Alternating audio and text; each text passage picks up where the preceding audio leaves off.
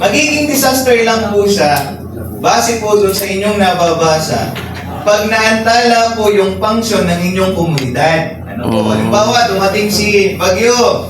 Okay, naapektuhan po kayo. Naantala po yung function ng inyong komunidad.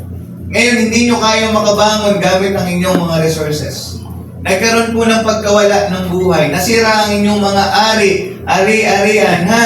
Okay. So, nasira po yung inyong, kapaligiran, and nawalan po kayo ng pinagkakakitaan. Disaster yun. So, yun po yung disaster. Okay. Ibig sabihin po, yung Bagyo Lindoy, naka-apekto sa inyo, at ito po yung mga criteria, disaster po ang tawag doon. Pero kung hindi po naka-apekto, si Lindol, si Bagyo, siya po ay hazard. Maliwanag po tayo, Depende ha? pala, no? Ibig sabihin, naka-apekto na.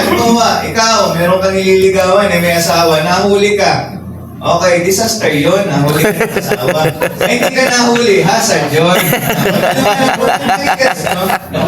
Ay, sa pag-reels na ako. Okay, so, nalagay niyo po, ito po yung mga criteria na naantala yung function ng inyong barangay. Hindi nyo na kaya makabangon. Nawalan po ng pagkawala ng buhay. Ano po? Buhay ng tao, pagkawala ng arian, pagkawala ng hanap yung buhay, inyo po na environment. So, pagkasira kung ng pumasok po doon sa criteria na yun, disaster po yung nangyari sa inyo po na community. Okay, maliwanag po tayo ba? Okay, basta, halimbawa, dumaan. Okay, ngayon, may namatay sa inyo.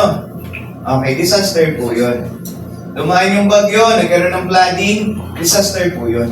Okay, nasira yung bahay nyo, disaster po yun. Okay, basta meron po siyang maapektuhan. Pumapasok po dito, disaster po yun. Pero pag hindi po siya naka-apekto, hazard. Okay, maliwanag po siya. Okay?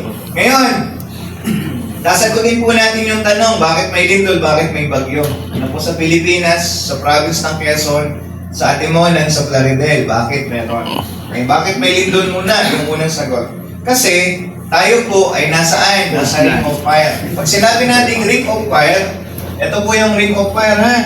Okay. Marami po diyang active volcano, and active po na, mga fault line o kaya trenches. So, ibig sabihin po, nandito po lahat yung earthquake generator.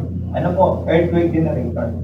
So, kahit ano pong gawin natin, makakaranas po tayo ng lindol.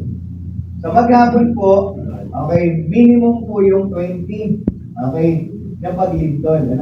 Okay, sa inyong bahay, siguro, maswerte 3 times a day. Okay. 3 times a day. Kaya lang, madali po tumigil yung lindol sa loob ng inyong bahay. Kung ngayon lang ang ilaw, tigil ng lindol. Magbibiro lang po yun, ha?